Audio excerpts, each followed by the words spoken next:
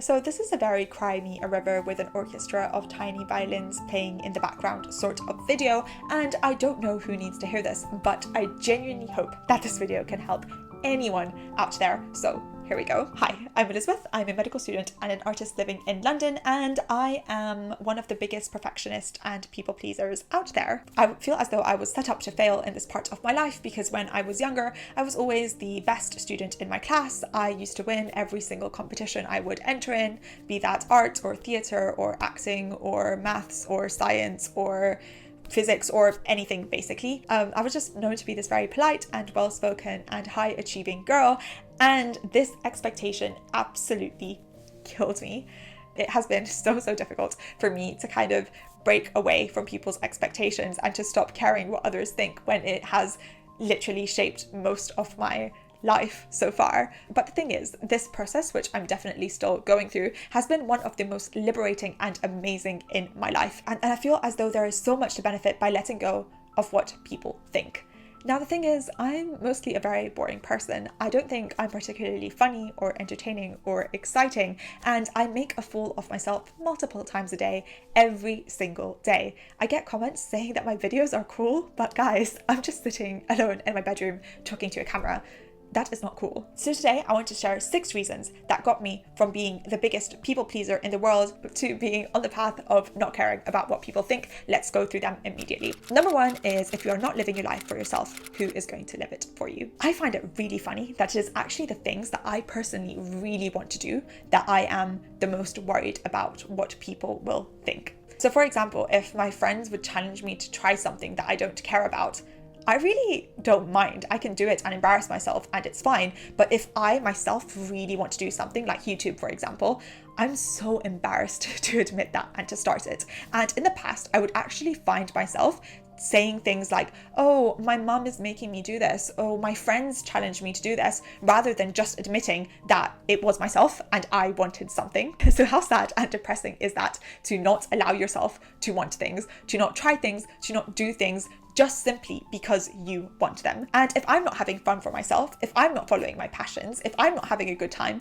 who is going to do it for me? So I think realizing this is something that I remind myself all the time, that I actually don't need permission. I actually don't need my friends to force me to do things so that I can admit to them, but I can actually say, hey, I'm trying this thing out and I might completely flop and fail at it, but at least I'm doing it for myself. My second point is that social confirmation is brief and we need fresh doses of it all the time. I don't think I would realize this in the past, and to kind of explain it, for example, let's say that someone wins an Oscar. This doesn't mean that they're not going to be incredibly nervous about their next movie. Even though the Oscar shows that they are a great actor, for example, that's not a passport that they hold for the rest of their life. They will be judged fresh from the start. And for this reason, chasing social confirmation is such a bad way to live. Every time that I do something, I will be judged on it individually. For example, if I take an OSCE or an exam in medicine, no one's going to care what I did last year. They're only going to see what I do there. If I put out a video and it's absolutely terrible, no one's going to say, oh, but her previous video was so nice, so this one must be great too. No, I did something wrong, and that is absolutely fine. And I think that there is no passport for coolness. You will not reach a stage where people would say, oh my God, no matter what this person does, they are cool forever. That just doesn't exist. So why care about it at all? What a way is it to live, to chase after every single thing you do? What will people think? How will they judge me? Rather than completely ignoring it almost and doing things just because you want to do them, the way that you find pleasurable and fun and entertaining, and whatever people think just doesn't really matter because it can go either way. And if they judge you badly for this, they can judge you better for the next thing that you do. It just doesn't really matter. So in general, I feel as though there is no permanent passport of coolness. So why should I keep chasing certificates for the rest of my life? The third point, and something that I had a lot of difficulty embracing, is that it is not my responsibility to live up to people's expectations of me. If I haven't promised to deliver on something, it is not my fault if I don't do it and someone expected me to do it. So for example, if I enter a competition and people think that, oh my gosh, obviously she's going to win, and then I don't, it's not a failure on my part, it's a failure on their part for thinking that I would do something of that sort. So the thing is, I have made mistakes, I do make mistakes, I will make mistakes, and if someone is disappointed by that, it's not my fault, it's their fault for thinking that I wouldn't do it, because I myself know that I do wrong things all the time, so I don't have to feel bad because someone does too. And the fourth point, which I absolutely love, is that anyone who isn't deeply embarrassed by who they were 12 months ago just isn't learning enough. And I love this spin on failures and embarrassment being actually learning points rather than something devastating that you must never get over.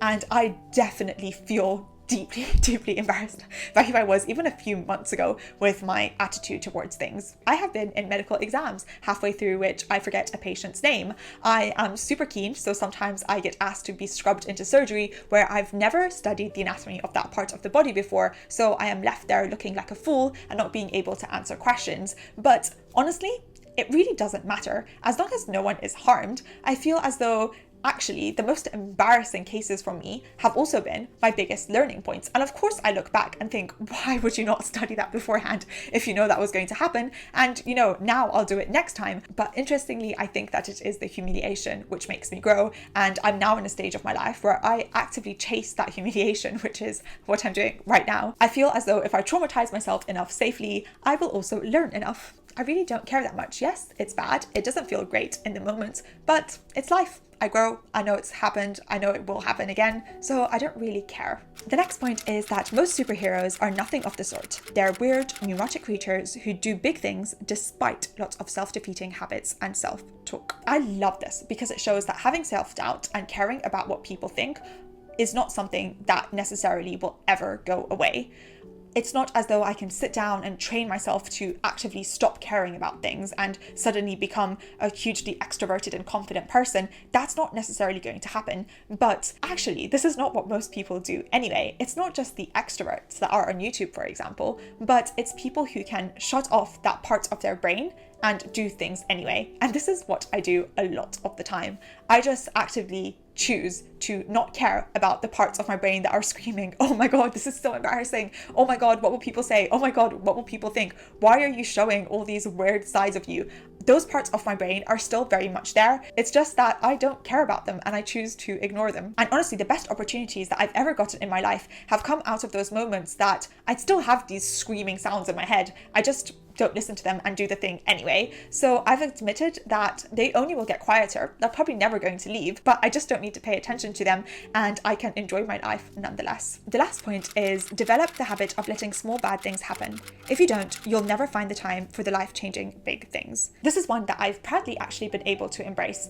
Small losses will happen all the time. These might be financial, this might be mistakes that you make with people around you, this might be procrastinating and wasting your time over something, but it doesn't mean that I need to blow these up out of proportion and kind of make the focus of my life on all the small negatives that happen.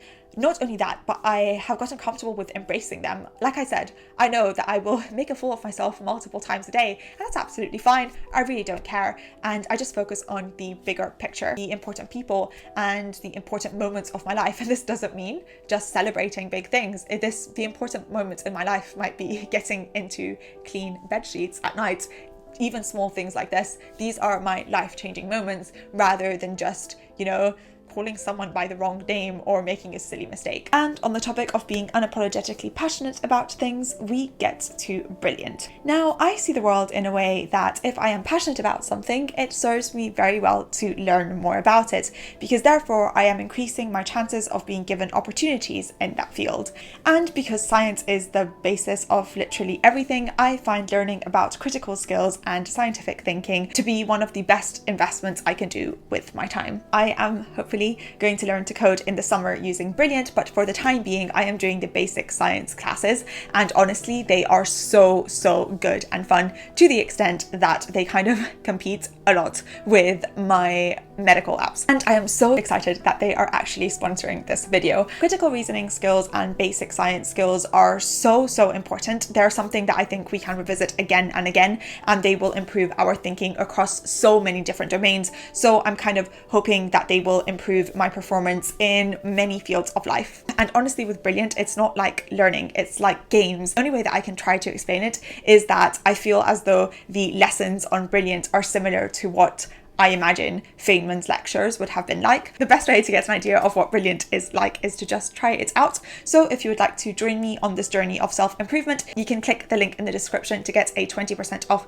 the annual subscription, or you can just check it out for the 1 week free trial and see what I am rambling on about. So yes, these were 6 of the frameworks that I use to be a bit more confident in myself and to stop caring as much about what people think of me. As always, if you made it so far, thank you so much for spending this time with me. I hope you have a wonderful rest of your day. Be kind to yourself and others, and don't believe everything you think. Thanks. Bye.